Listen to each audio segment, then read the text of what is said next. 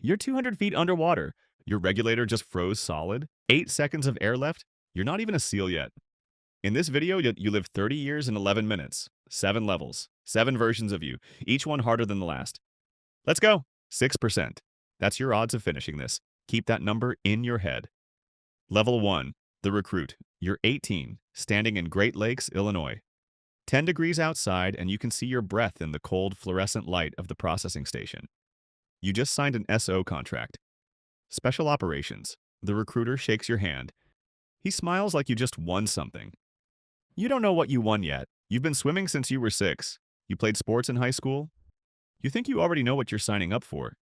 You don't. Boot camp. 8 weeks. Easy. Then NSW prep.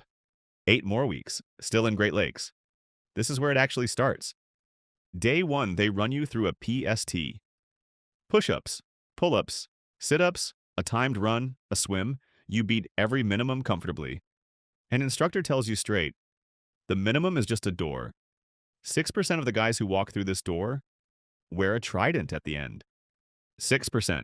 You tell yourself you'll be one of them. Everybody tells themselves that. For 8 weeks you swim, you run.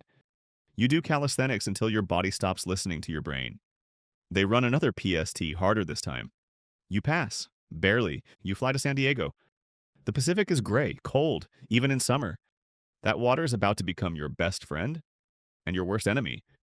You arrive at Coronado. Level 2, the candidate. Welcome to Bud/S. 24 weeks, 3 phases, 100 guys on day 1, and only 9.5% finish. First phase. 7 weeks of pure conditioning. Timed runs on the beach, timed ocean swims with fins. Surf torture, 55-degree water, waves crashing over your chest, arms locked together with strangers who are about to become your brothers. You carry your 200-pound boat over your head everywhere. To meals, to the bathroom. Into your dreams, if you're lucky enough to sleep at all. Week 3, Friday night, 8 p.m. An instructor screams, "Let's go," and fires a blank machine gun into the air. Hell Week begins. Here's a number that's going to wreck you. 200 miles on foot in 5.5 days. More than 20 hours of training a day, and only 4 hours of sleep. Total, not per night. Total. Now, let's live it together. You run. You paddle. You carry the boat, again and again. Your body stops asking questions and just obeys. The cold becomes a physical presence, like a hand wrapped slowly around your bones. Wednesday night, your brain starts hallucinating from pure exhaustion. A guy on your team swears he sees pink dolphins in the sand. You hold it together. You don't want to be the one who breaks in front of everyone watching. The bell is always there. Brass hanging on a pole. Ring it 3 times and it's over. Hot food, a warm bed. Of the 100 who started, 75 ring that bell before the week is out. You don't. Friday afternoon. 5.5 days after that first gunshot, 24 of you are left standing, barely able to stay upright. But Bud/S isn't over. 7 more weeks of combat diving wait for you. Total darkness, 2 miles underwater, an instructor ripping your regulator out just to watch whether you panic. You don't. You run the procedure. You pass. Then 9 more weeks of land warfare, weapons, demolitions. Thousands of rounds fired on San Clemente Island. You just survived the hardest training the United States military has ever designed to break a human being. You are still not a SEAL. Level 3, the operator. 3 weeks of airborne school. 26 weeks of SQT. Over a year after Great Lakes, an officer pins a Trident on your chest. Your mom cries. This time, you do too. You're a Navy SEAL. And here's what nobody tells you. The Trident isn't the end of the story. It's page 1. What comes next will break you down, rebuild you, and cost you men you'll call your brothers. Before we continue, my name is Calvin, and we just launched this channel for people who love history. The goal is simple. Tell the stories no one really talks about. If you want to help us make better videos, consider subscribing. It's free and it helps more than you think. All right, back to the story. Level 4, the new guy. You're assigned to SEAL Team 5 based out of Coronado. A 16-man platoon becomes your new family. You start at the bottom, the new guy, carrying the heaviest gear. 18 months of training follow, then deployment hits. Your destination, Helmand Province, Afghanistan. Your first night mission is a raid on a weapons cache. You jump out of a Black Hawk at 1 in the morning, sliding down a 50-foot rope while the rotor wash slams into you like a giant open hand. You move into the building in formation. Your heart is at 160 beats a minute. You see your first weapon pointed at you. in the hands of a man who hesitates half a second too long. You are not the one who hesitates. Your first real engagement lasts 11 seconds. 11 seconds that somehow feel like an entire hour. The deployment runs 7 months, 47 night missions. You lose a close friend to an IED on the road next to your base. You help carry his casket onto the plane that flies him home. You fly back to the States. Someone is waiting for you on the tarmac, crying from happiness. You smile because that's what's expected of you. Inside, you're still thinking about those 11 seconds. Level 5, the specialist. You're a seasoned operator now, so you pick a specialty, platoon sniper.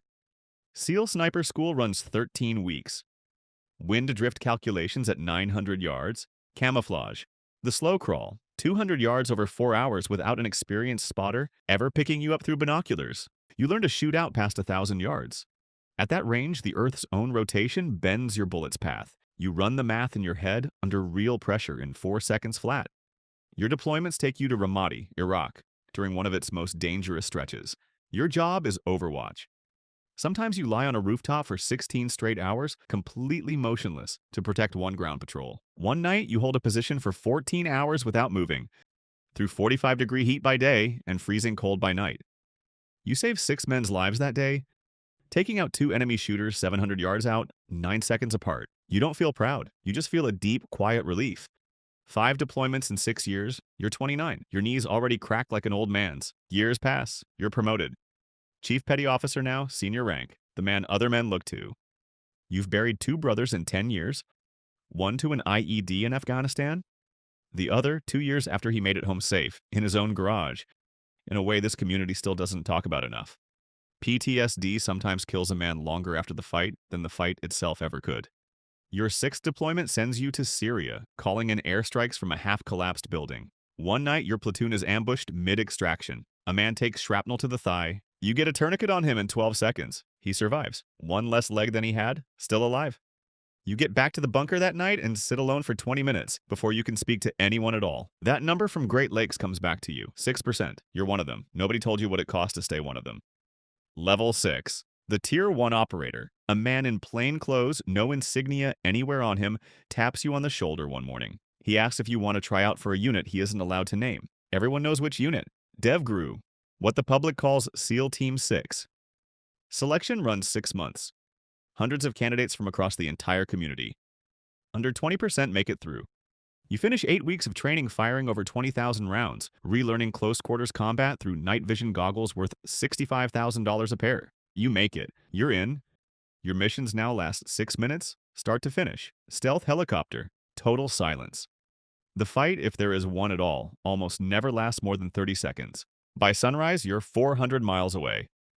3 weeks later, you learn, through a classified note, never through the news, that this single operation stopped an attack that would have killed hundreds of people. Nobody will ever know, not even your own family. You lose friends here too. An operator you've known for 12 years dies in Somalia. He had a 4-year-old daughter. Level 7, the retired veteran, 24 years of service. You're 47 years old, retired. Your back aches every single morning from 2 decades of carrying gear. You have permanent ringing in your ears. The leftover sound of thousands of explosions heard without full hearing protection, because in real combat, you don't always have time to put your plugs in. You settle into a house with a porch near Virginia Beach. You sit there every morning with a cup of coffee, watching the sun come up over the Atlantic. You hadn't watched a sunrise in peace in 25 years. Your daughter is 19 now. She visits with her dog. She hugs you hard, and something unlocks quietly in your chest, every single time. 9 men you knew personally are gone now.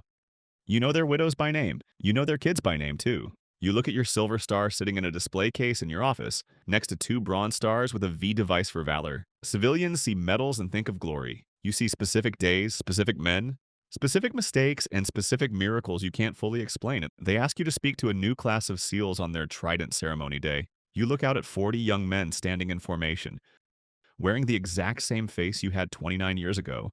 That mix of pride and pure terror with no way yet to know which one wins.